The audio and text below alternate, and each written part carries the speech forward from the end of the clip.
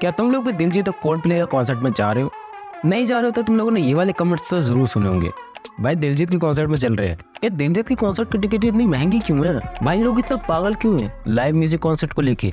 देखो, शुरुआत करते सबसे पहले इस बात को जान के कि इनकी जो ब्लैक मार्केट में टिकट बिक रही है ना, दिलजीत और कोल्डप्ले की नहीं, अगर स्पेशली बात करूँ दिलजीत की, तो वो लाखों तक पहुंच गई हैं। अब तुम लोग मेरी बात पे बिलीव नहीं करोगे, लेकिन ये सच है भाई, लाखों में टिकट बिकी है दिलजीत की। और मुझे कोई ट्विटर पे ऐसा बंदा भी दिखा था ना, जिसने टिकट अराउंड 6-7-8 हज़ार में खरीदी थी, एंड नाउ उसके पास अब ऑफर्स आ रहे हैं, डीएम्स आ रहे हैं कि उसकी टिकट को लोग 60,000 तक में खरीदने के लिए तैयार हैं। तो तुम समझ ही सकते हो कि इसका क्रेज़ कितना ज़्यादा होगा। और साथ ही साथ क्रेज़ इतना भी ज़्यादा है ना कि लोग फेक टिकट भी सेल कर रहे हैं साथ ही साथ, कि अगर तुम लोगों को जाना है कॉन्सर्ट में तो भाई ये रही फेक टिकट, पैसे ऐड लेंगे तुम लोगों से। का क्रेज़ बहुत ज़्यादा टाइम टू टाइम बढ़ते ही जा रहा है। जैसे जैसे कॉन्सर्ट पास आते जा रहे हैं, जैसे जैसे इवेंट की टिकट्स और बिकते जा रही हैं और सोल्ड आउट पड़ी हुई हैं, बंदे लगे पड़े हुए हैं टिकट्स को अरेंज करने के लिए। और मैं बात बता दूं, आधे से ज़्यादा लोगों को भाई पता ही नहीं होगा इन द सेंस ऑफ कि वो किसकी टिकट खरीद गए। अगर मैं बात करूँ, लोगों को यही नहीं पता है भाई कोल्डप्ले के मेंबर्स के नाम क्या क्या हैं। Are you a Coldplay fan? Definitely. Yeah, of course. I mean, Coldplay is love. I'm a big Coldplay fan. Yeah. Of course, yes. Yes. Name any 2 members from Coldplay. चल Coldplay के 2 member का नाम बता। यार ये क्या पूछते हैं आप लोग? मुझे भी नहीं पता भाई, मैं तो फैन नहीं हूँ, बट लोगों को नाम ही नहीं पता और वो कॉन्सर्ट्स के लिए पागल है। लाइक तुम लोग समझ ही सकते हो जो इनकी माउथ टू माउथ मार्केटिंग है वो कितनी ज़्यादा तगड़ी है, कि लोगों को पता भी नहीं है, लेकिन क्रेज़ उनके दिल और दिमाग तक बैठ चुका है। अब तुम लोग सोचोगे कॉन्सर्ट वगैरह का क्रेज़ नया नया है तो लोग पागल होंगे इसके पीछे? बिल्कुल भी नहीं। ये कॉन्सर्ट का ज़माना 90s से ही चालू हो गया था। हालांकि उस टाइम उनको इतना क्रेज़ नहीं मिला, बट हाँ, इसकी स्टार्टिंग वहीं से हो गई थी।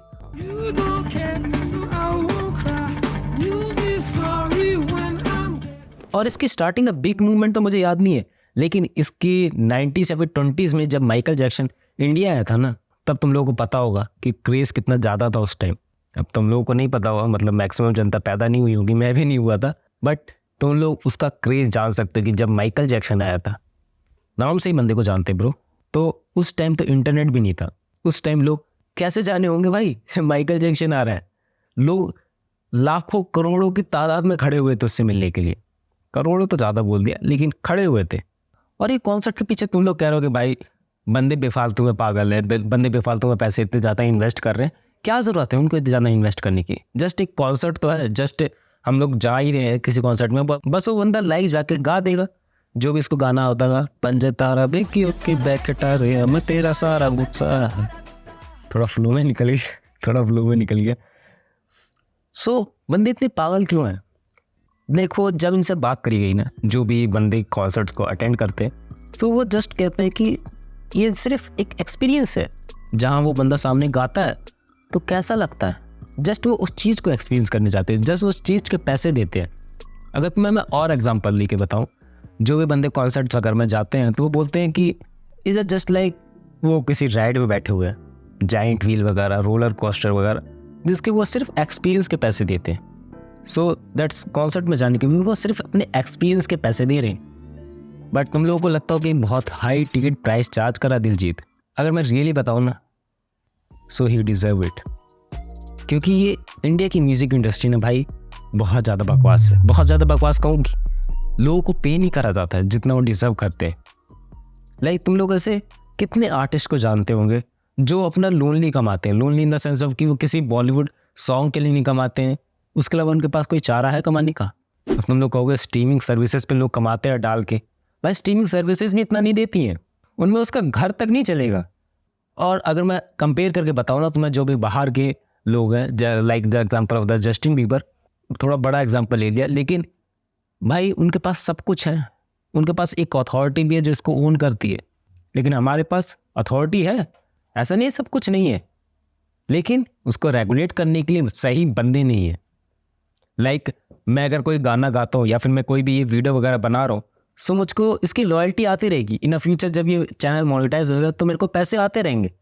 बट जो बंदे ने वो गाना गाया है ना, उसके पैसे उसको नहीं आएंगे, वो टी सीरीज वाले ले जाएंगे, सारेगामा वाले ले जाएंगे।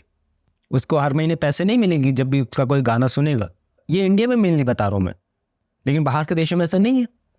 सिर्फ तुम्हें वन टाइम पेमेंट देंगे, उनकी मर्जी होगी तो, वरना वो भी तुम्हें नहीं देंगे, धक्के मार के तुम्हें निकाल देंगे। I'm not interested. I'm not interested, यार. ऐसा हाल ही में कोई केस आया था कि किसी को धक्के मार के निकाल दिया गया था। कोई सिंगर था, वो मुझे नाम याद नहीं आ रहा है, मैं वीडियो अटैच कर दूंगा इसके साथ।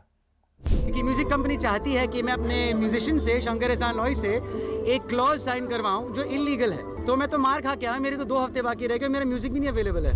भाई लिटरली दिलजीत ने इस इज्जत को कमाने के लिए ना बहुत ज़्यादा मेहनत करी, तभी मैं कह रहा हूँ ही डिजर्व इट। वो इंटरनेशनली परफॉर्म कर रहा है, सोच रहे हो इंडिया का बंदा इतने ऊपर जाके परफॉर्म कर पा रहा है। अब तुम लोग कहोगे भाई इतने ज़्यादा प्राइस क्यों चार्ज कर रहा है? अगर वो इंडिया के हिसाब से है तो इंडिया के हिसाब से चार्ज करे, क्यों बाहर के देशों के हिसाब से चार्ज कर रहा है? देखो दिलजीत की ना अपनी ब्रांड वैल्यू ही अलग है। अगर सोचो दिलजीत ही 2-3 हज़ार का टिकट बेचने लगे तो छोटे आर्टिस्ट कितना चार्ज करेंगे? 200-300 रुपये, इतने में चल जाएगा उसका घर? तुम बताओ। सो दिलजीत को ऐसा प्राइस सेट करना पड़ेगा बिकॉज भाई उसकी ब्रांड वैल्यू अलग तरीके की, उसके ब्रांड वैल्यू एकदम टॉप नॉच है। तो उसका हक बनता है 15-20 हज़ार के टिकट बेचने का। हाँ तुम नहीं करे तो वो बात अलग है, हमारे पास पैसे नहीं है, तुम्हारे पास एक्सपीरियंस गेन करने के लिए नहीं है पैसे, कोई बात नहीं, बट उसका प्राइस सेट है, खरीदने वाले लोग खरीदेंगे और तुम कुछ नहीं कर सकते। और मैं और तुम बैठ के बस आर्ग्यू कर सकते हो, भाई इसने गलत बोल दिया, तूने गलत बोल दिया, लड़ो आपस में। बट फिर से वही कह रहा हूँ, बंदे ने मेहनत करी है तो वो डिजर्व करता है। और सिंगर्स की एक डार्क रियलिटी भी है, लाइक टॉप नॉच पे दिलजीत पहुंच चुका है, but what about the lower level? Lower level पे ना भाई तुमसे गाना गवा लेंगे और तुम्हें पैसे भी नहीं देंगे। ऐसे let's say you are a playback singer, तो आपसे गाना गवा देंगे, आपके साथ साथ 5 लोगों से और गवा देते हैं, आपको पता भी नहीं है, वो चले गया दूसरे गाने दूसरे का आ गया, सो यू डोंट नो। बहुत बार पैसे भी नहीं देते कि आपको हम गाना गवा रहे हैं, आपका नाम होगा तो पैसे नहीं देंगे। लाइक तुमसे गाना गवा के, तुमसे पैसे कमवा के तुम्हें कुछ नहीं पे किया जाएगा। और उनके पास कोई चारा नहीं है, उनके पास कोई प्लेटफॉर्म नहीं है, वो ऐसे शोज ऑर्गेनाइज नहीं करा सकते हैं क्योंकि उनकी जेब में पैसे नहीं है। कोई इनको जानता नहीं है कि भाई बैक सिंगर कौन है। तुम कितने बैक सिंगर्स को जानते होंगे जो किसी गाने की लिपसिंग के पीछे गाते हैं? नहीं जानते होंगे मैक्सिमम को तुम। हाँ मेनली इक्का दुक्का तिक्का होंगे जिनको तुम जानते होंगे, बट अपार्ट फ्रॉम दैट कितने सिंगर्स ऐसे चले गए, कितने सिंगर्स ऐसे आए हैं? You don't know. बस तुम्हें वो फेस याद रहता है जो तुम्हें स्क्रीन पे दिखता है और उसकी ब्रांड वैल्यू बनती जाती है। बट वी डिनाइड दैट, किसी को भी हम लोग 1 रुपया ज़्यादा दे दें तुम्हारी फट जाती है। अगर वो डिजर्व करता है तो देना बनता है ब्रो। अगर मुझे वो एक्सपीरियंस उस लेवल का दाग ला के दे रहा है तो डिजर्व करता है वो। जस्ट आई वांट टू से दिस। अपार्ट फ्रॉम दैट तुम्हारी क्या राय है इस बारे में? क्या तुम लोग जा रहे हो दिलजीत और कोल्ड प्ले के कॉन्सर्ट में? बताना मुझे कमेंट्स में।